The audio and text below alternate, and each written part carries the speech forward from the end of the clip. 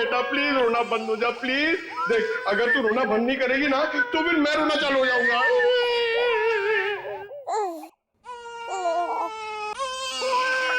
अरे सर इसका कुछ करो ना सर प्लीज, इसको चुप कराओ ना।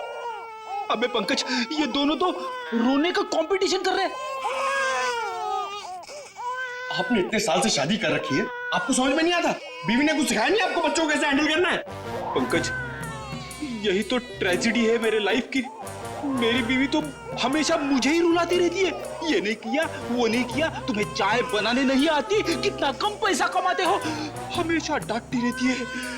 चुप रहना तो एसीपी साहब ने सिखाया है। कैसे? मैं कोशिश करता हूँ। एसीपी साहब आएंगे, दूध मलाई लाएंगे, मुन्ने को खिलाएंगे, मुन्ना खूब खाएगा, चुप हो जाएगा। चुप हो गया। अरे सर ये बहुत रो रही है सर, इसको भी चुप कराओ ना प्लीज। अबे नहीं, मेरी आवाज से ये वापस जाग जाएगा। तू एक काम कर, उस कोने में जा, एसीपी साहब का नाम लेके और कुछ भी गा ले। क्या गाँव मेरे समझ में नहीं आ रहा है। हाँ। गांव से 20-20 कोस दूर जब भी कोई बच्चा रोता है तो माँ कहती है बेटा सो जा वरना एसीपी सर आ जाएंगे।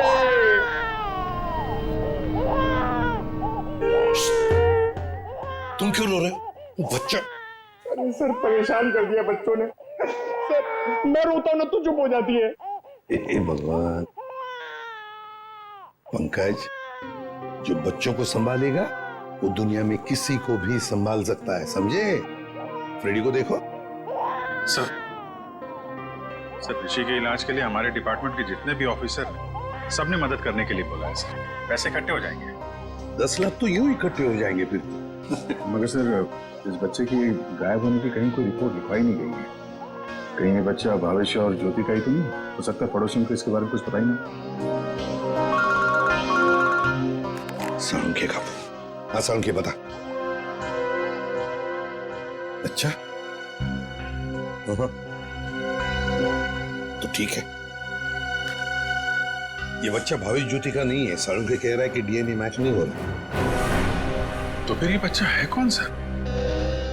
और भावेश के घर में कैसे पहुंचा सर? कहीं ऐसा तो नहीं अभिजीत कि भावेश ज्योति ने अपने बच्चे के ऑपरेशन के पैसे के लिए तो बच्चे को अगवा कर लिया? सर पता करना पड़ेगा कि ये बच्चा कौन से हॉस्पिटल में पैदा हुआ है, वहां से शायद इसके माँ बाप के बारे में कुछ पता कर सकते हैं। हाँ सर बच्ची का नाम तो पता है रानी, बच्चे का नाम रखना पड़ेगा सर कुछ तो। अच्छा नाम आ रहा है दिमाग में। क्या सर? पार्थ। हाँ पार्थ तो बहुत अच्छा नाम है ना? पार्थ। फ्रेडी, तुम्हारा बच्चा क्यों रो रहा है? अरे सर, आपने इसका नाम लिया और ये रो पड़ा। मैंने इसे कहा था कि आप दूध मलाई लाएंगे। दूध मलाई? अब मेरे लिए नहीं सर, इसके लिए। रेडी सर, मैं ले आई। अरे पूर्वी, अच्छा किया तुमने। बच्चे को गोद में खिला खिला के मेरे पसीने छूट गए। लाइए मैं देखती हूँ।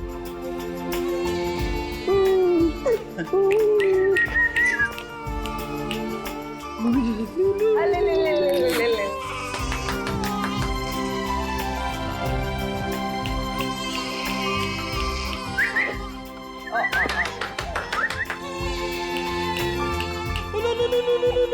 सर, आपको पसीना नहीं आया? बच्चे ने सूसू किया है। अरे बेटा, गोद में खिलाने का अच्छा तोहफा दिया तूने। पूर्वी, बच्चे की नापी बदल दो और फ्रेडी तुम अपने कपड़े बदल लो।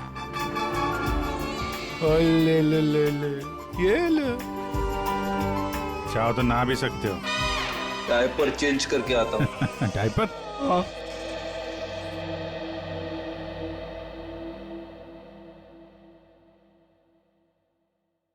सुरमई अखियों में नन्हा मुन्ना एक सपना दे जा रे, सुरमई अखियों में नन्हा मुन्ना एक सपना दे जा रे, निंदिया के उड़ते पाखी रे, अखियों में आ जा साथी रे, रारी रारूं ओ रारी रूं, रारी रारूं ओ रारी रूं, सुरमई अखियों में नन्हा मुन्ना एक सपना दे जा रे।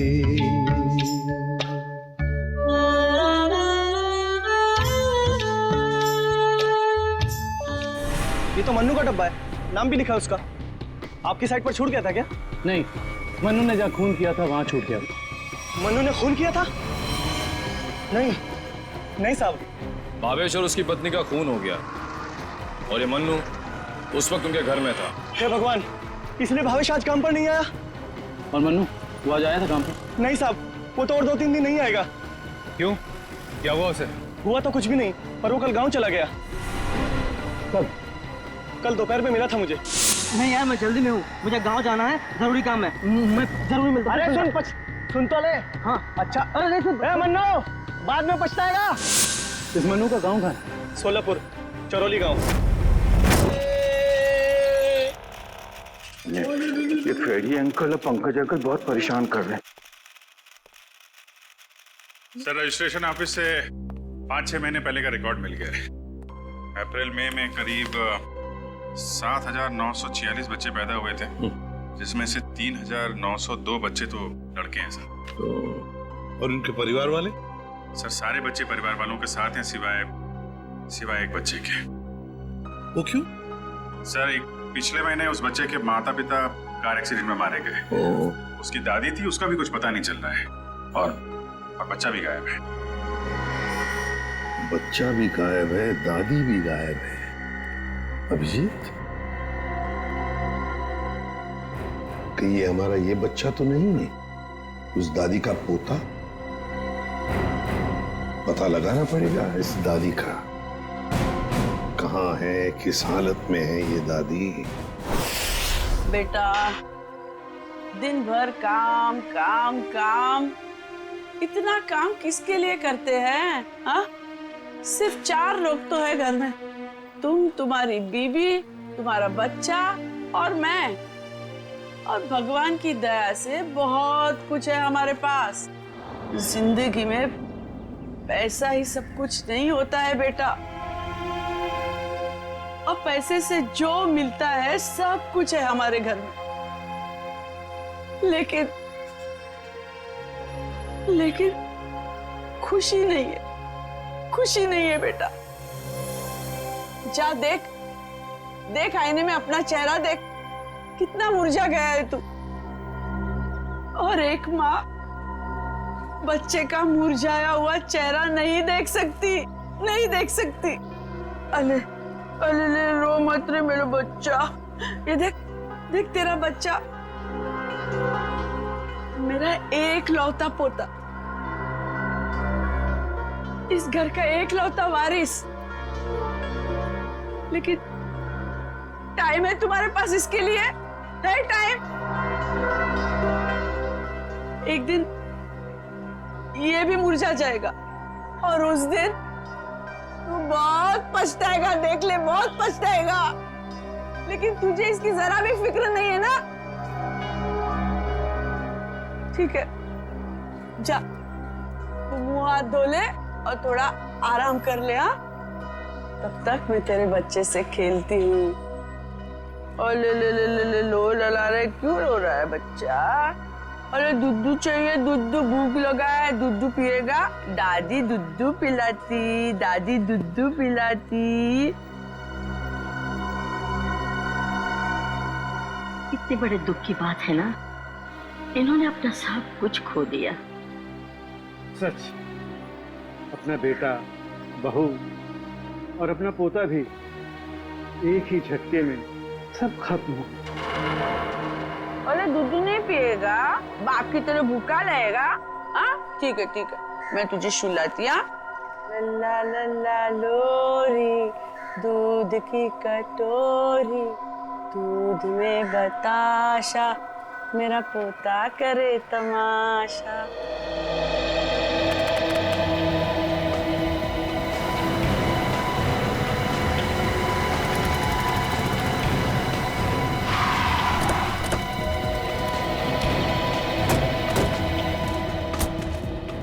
चारोली गाँव तो यही है। लोगों से पूछते हैं मनु का घर कौन सा है।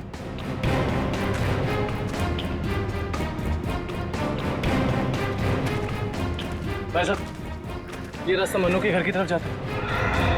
मनु साहब, वो रहा मनु।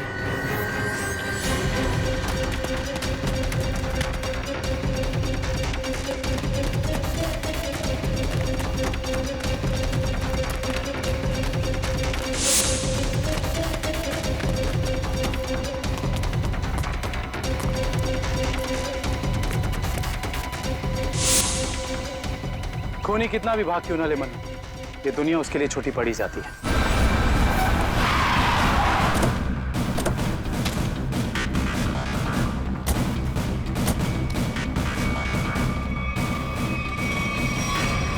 आइए सर। सावित्री देवी की दिमागी हालत बहुत खराब है।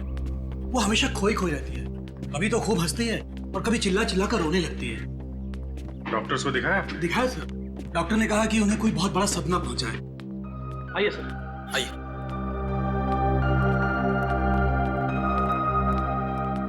सर, ये रही सावित्री देवी।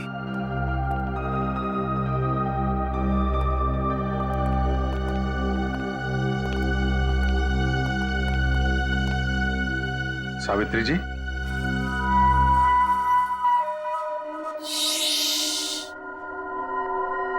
मेरा लाल सो रहा है।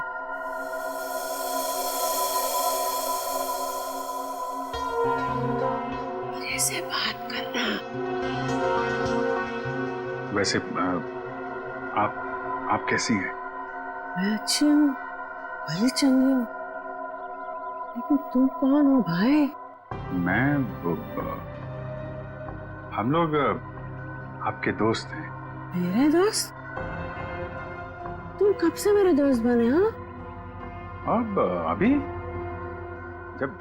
अभी आपको देखा और दोस्ती हो गई। सच्ची? और ये सब कौन है? जी, हम सब भी आपके दोस्त हैं। बहुत अच्छा। सावित्री जी, आपसे कुछ जरूरी बात करनी थी। थोड़ा ये यहाँ तो ये सो रहा है ना, डिस्टर्ब होगा। इधर आ सकते हैं?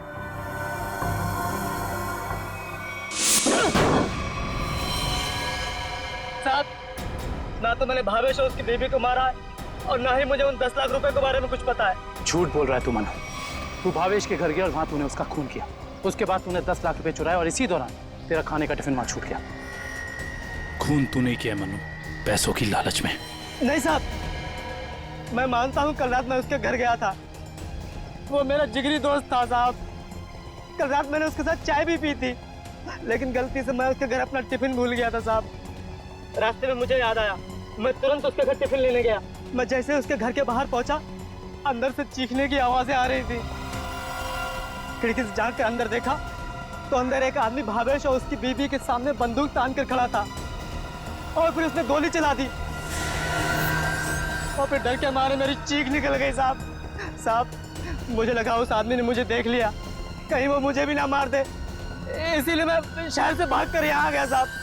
तुमने उस आदमी का चेहरा देखा था? नहीं साहब, उसकी पीठ मेरी तरफ थी, इसलिए मैं उसका चेहरा ठीक से देख नहीं पाया। इतना बड़ा हादसा हो गया मनु, और तूने सीआईडी को बताना जरूरी नहीं समझा। जानता है ना, ये भी एक बहुत बड़ा जुर्म है। ब्यूरो ले चलो इसे। आपका पोता हमारे पास है। मेरा पोता तो यहाँ सो रहा है ना?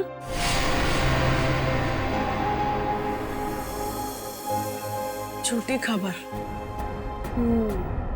सावित्री जी, हम इसकी बात नहीं कर रहे।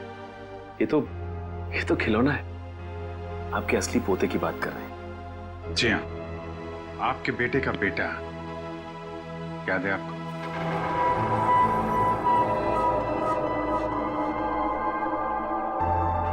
सावित्री जी, आपको अपना बेटा याद है ना?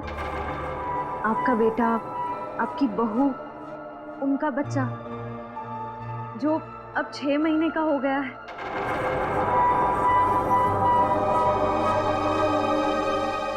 याद आया? सावित्री, याद करो। ये लोग उसकी बात कर रहे हैं जैसे तुम कलेजे का टुकड़ा कहकर याद किया करती हो। तुम्हारा लाडला, तुम्हारा पोता सावित्री, याद करो। हाँ सावित्री, कुछ याद आया? तुमने कहा था ना कि वो तुम्हारे बुढ़ापे की लाठी है, तुम्हारे घर का उजाला है। याद करो, याद करो सावित्री।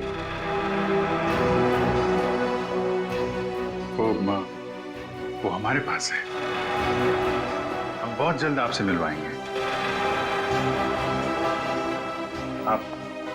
आप समझ रही हैं ना सावित्री जी? कोई फायदा नहीं है सर, वो आपको कुछ बता नहीं पाएंगे।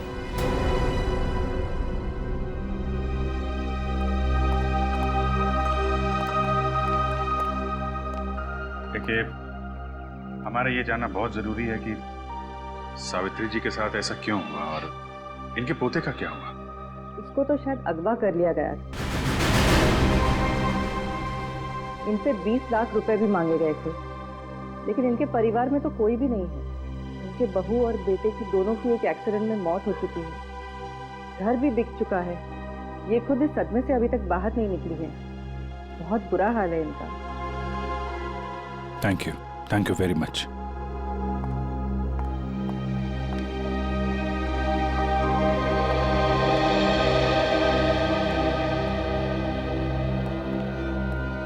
हमारा शक सही निकला। आवेश और ज्योति ने इनके पोते को किडनैप किया 20 लाख रुपए के लिए, ताकि उन पैसों से वो अपने बेटे ऋषि का इलाज करवा सके। हाँ सर, लेकिन सर ये 10 लाख रुपए कहाँ गए?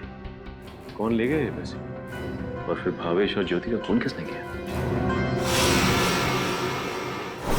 रानी बिटिया, अब अपने घर चली जाओगी? उनको छोड़कर जाओगी? इसकी बहुत याद आएगी सर, और इसके बिना ये बात भी अकेला पड़ जाएगा। हाँ, बहुत कम दिनों में घुल मिल गई एकदम। कोई बात नहीं, हम लोग मिलने जाएंगे इससे, इसके फ्रेडी अंकल और पंकज अंकल को साथ में लेके। अरे साहब, किसने मारा मेरे बहन भाई को? मैं तो लुट गई, बर्बाद हो गई। आप लोग उसका नाम बताइए, मैं उसे जिंदा नहीं छोड़ूंगी। चुप, शांत हो जाइए आप। खूनी को हम ढूंढ रहे हैं, आप शांत हो जाइए। अरे कैसे शांत हो जाओ सर? मैंने तो सोचा था कि अब तक आप लोगों ने खूनी को ढूंढ लिया होगा, पर आप लोगों ने मुझे यहाँ बुलाया क्यों है? देखिए, इस रानी बच्ची को आपको सौंपने के लिए यहाँ पर हमने बुलाया। क्यों? मैं क्या करूंगी इसका? अरे बच्चे के माँ बाप मर चुके हैं, आप इसकी मौसी है, ये भतीजी है आपकी, और आपके अलावा कौन सा आ रहा है इसका? अरे काहे की मौसी और काहे की भतीजी? मैं सिर्फ ऋषि की मौसी हूँ, जो उनका सगा बेटा है और अब अस्पताल में अनाथ पड़ा है। और ये रानी? वो भावेश के बहन की बेटी है, जो उसे जन्म देते ही मर गई थी।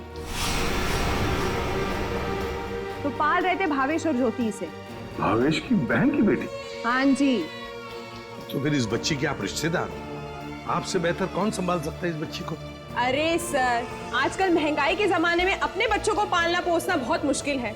इन्हें कैसे पालूं मैं? आप कहीं कोई बहाना तो नहीं बना रही ताकि बच्ची को ना ले जाना पड़े? देखिए साहब, झूठ बोले कौवा काटे। अगर आप लोगों को मेरी बात का यकीन नहीं है तो ग्रीन रूट अस्पताल में जाके पता कर लीजिए। 26 अप्रैल को ये पैदा हुई थी वहां पे। एक मिनट। 26 अप्रैल को उसी हॉस्पिटल में, ग्रीन रूट हॉस्पिटल में पार्थ भी तो पैदा हुआ था ना, 6 महीने पहले। हैं? ये कौन है? नहीं, कुछ नहीं, वो आपके मतलब की बात नहीं है। देखिए सर, आप लोग बार बार मुझे यहाँ बुला के तंग मत कीजिए। अब आप देख लीजिए इन बच्चों का क्या करना है। मैं चलती हूँ। कमाल है सर, कैसे कैसे लोग हैं सर ये, बिना स्वार्थ के कोई काम ही नहीं करता।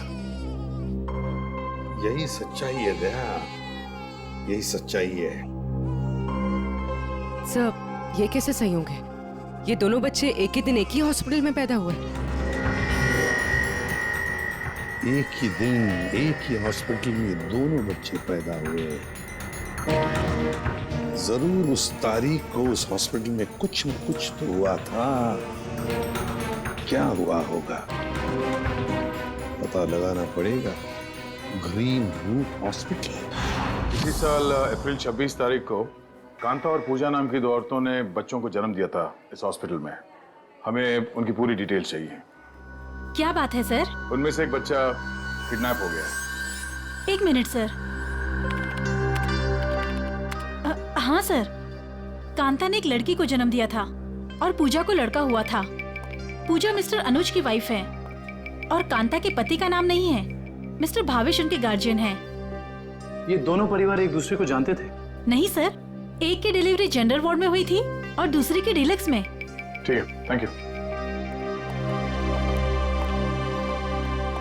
सर, मैं आपको उन बच्चों के बारे में कुछ बताना चाहती हूँ। जी कहिए। वो दोनों डिलीवरी डॉक्टर सुमित और नर्स मधु ने की थी। सर, जब मैं उनके कमरे में गई तो डॉक्टर सुमित और नर्स मधु आपस में कुछ बात कर रहे थे। मुझे देखते ही वो दोनों चुप हो गए। भावेश, ज्योति और बच्चे के बारे में बात कर रहे थे। क्या बात कर रहे थे वो मैंने सुना नहीं। डॉक्टर सुमित और नर्स मधु कहाँ हैं? डॉक्टर सुमित तो विदेश चले गए और मधु ने आज छुट्टी ले रखी है। ये मधु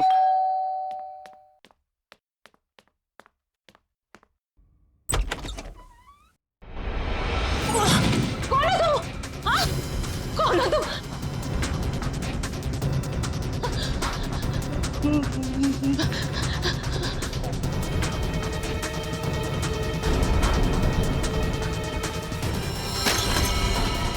कौन हो तुम? कौन हो तुम?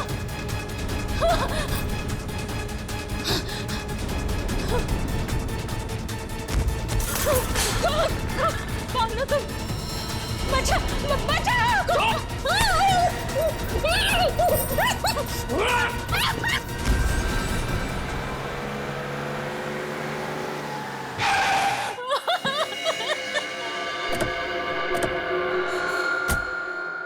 मुझे छोड़ दो।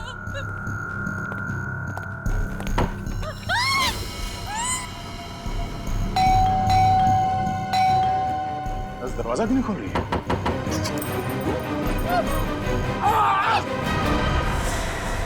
क्या हुआ?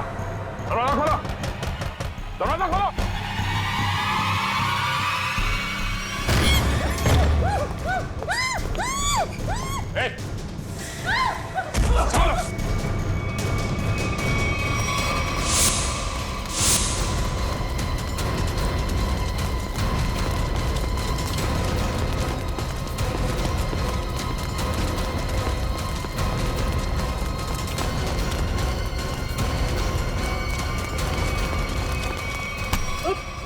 बस बस।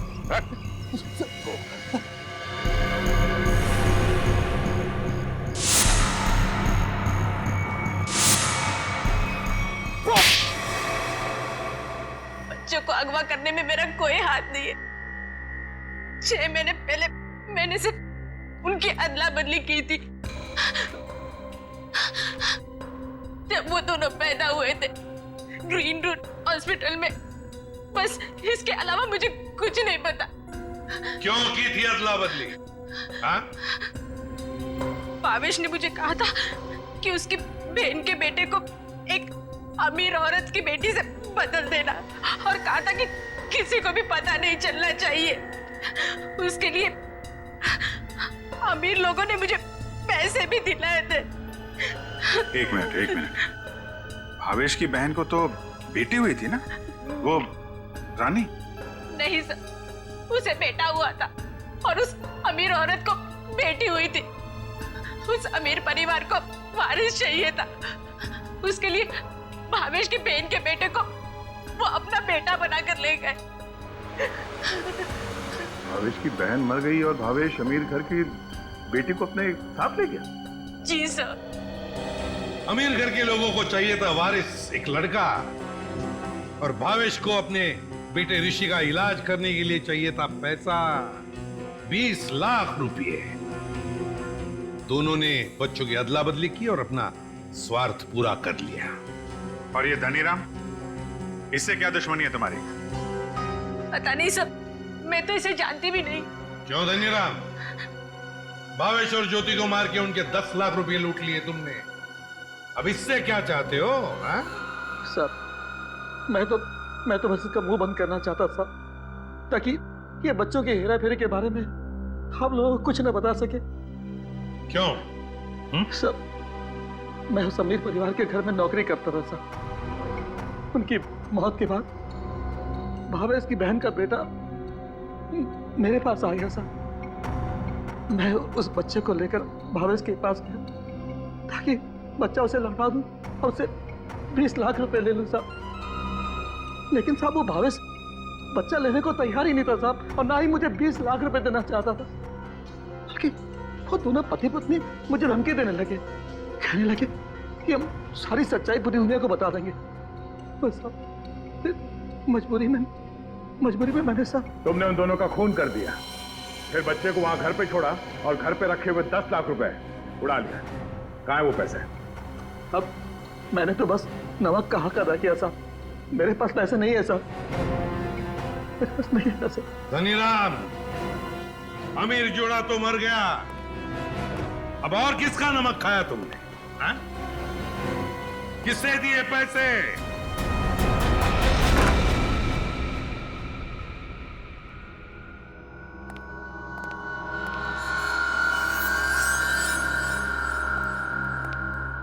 क्यों किया आपने ये सब? देखिए, हमें सब कुछ पता चल चुका है। चुप रहने से कोई फायदा नहीं। हम समझ सकते हैं कि इस उम्र में जिंदगी से जूझना मुश्किल हो जाता है, लेकिन गुनाह तो गुनाह है ना। आपकी उम्र आराम से जिंदगी गुजारने की है, मगर आपने जो गुनाह किया है उसकी सजा तो आपको भुगतनी ही पड़ेगी। अफसोस गुनाह करने से पहले करना चाहिए था। अब चुप रहने से आपके गुनाह मिट नहीं सकते। आपको हमारे साथ चलना पड़ेगा।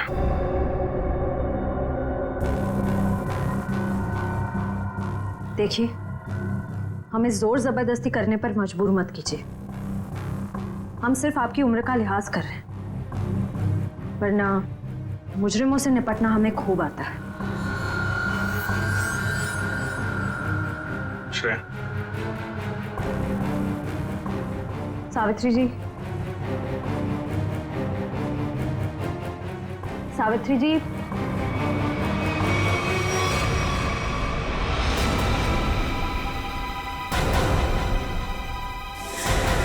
ये तो मर चुकी है। हाँ? यहाँ पे कुछ है।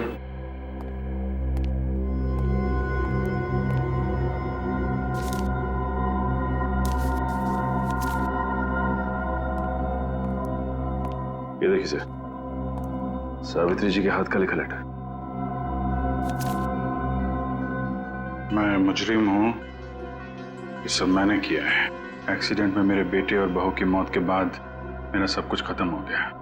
बेटे के लेनदार मेरे पीछे पड़ गए और सब कुछ नीलाम करने के बाद भी मैं उनके कर्जे नहीं चुका सकती थी। इसलिए मैंने धनीराम को भावेश के घर में भेजा कि वो अपनी बहन का बेटा वापस ले ले और जो 20 लाख रुपए मैंने दिए थे वो मुझे लौटा दे।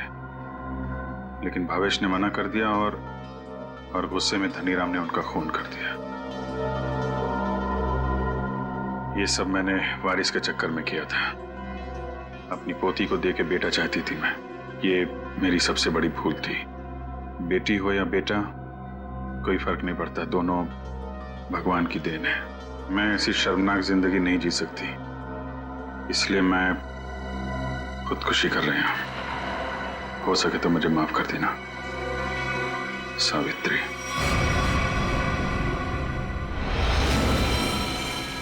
बहुत बुरा हुआ इनके साथ है सर। दुनिया में बहुत लोगों के साथ बुरा होता है विक्रम, लेकिन इसका यह मतलब नहीं कि लोग गुनाह के रास्ते पे चल निकले। और आत्महत्या, ये तो सबसे बड़ा गुनाह है।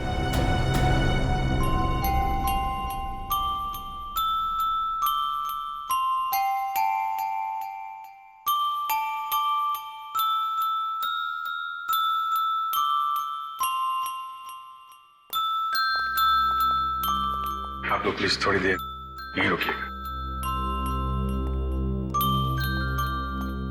हेलो बोलो, हेलो, ये लो, हेलो, हेलो, हेलो। दया,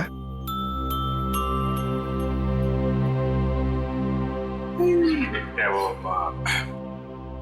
एनजीओ वाले आ गए हैं बच्ची को? सर मेरी एक रिक्वेस्ट थी सर। वो मैं जानता हूँ तुम बच्ची को खुद छोड़ने जाना चाहते हो ना, तो हम भी चलेंगे छोड़ने के लिए उसको। नहीं अभिजीत, वो बात नहीं है। सर मुझे दया, जरा सोचो। बच्ची को हम भी रखना चाहते हैं, रोज हर रोज उसके साथ खेलना चाहते हैं, देखेंगे हम उसको, लेकिन हम उसकी अच्छी तरह से परवरिश नहीं कर पाएंगे। ये बच्ची एनजीओ में जाएगी तो बाकी बच्चों के साथ बड़ी होगी, सीखेगी, है ना? इसके फ्यूचर का भी हमें सोचना चाहिए।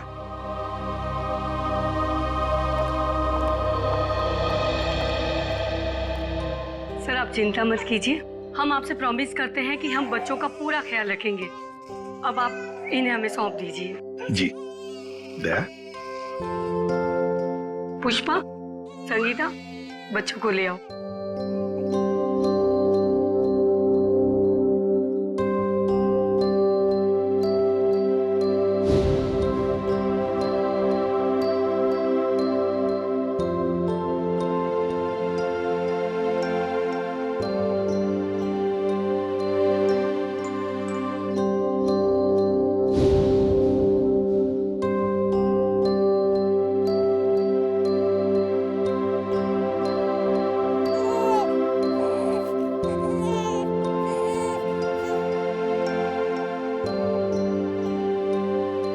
सर हम ऋषि की भी पूरी जिम्मेदारी उठाने को तैयार हैं। उसकी हर सुविधा का हम ख्याल रखेंगे। पता है मुझे, लेकिन देखिए ऋषि के इलाज के सारा खर्चा सीआईडी उठाएगी। Okay ji, thank you. Thank you. सुरमई अखियों में नन्हा मुन्ना एक सपना दे जा रे। सुरमई अखियों में नन्हा मुन्ना एक सपना दे जा रे।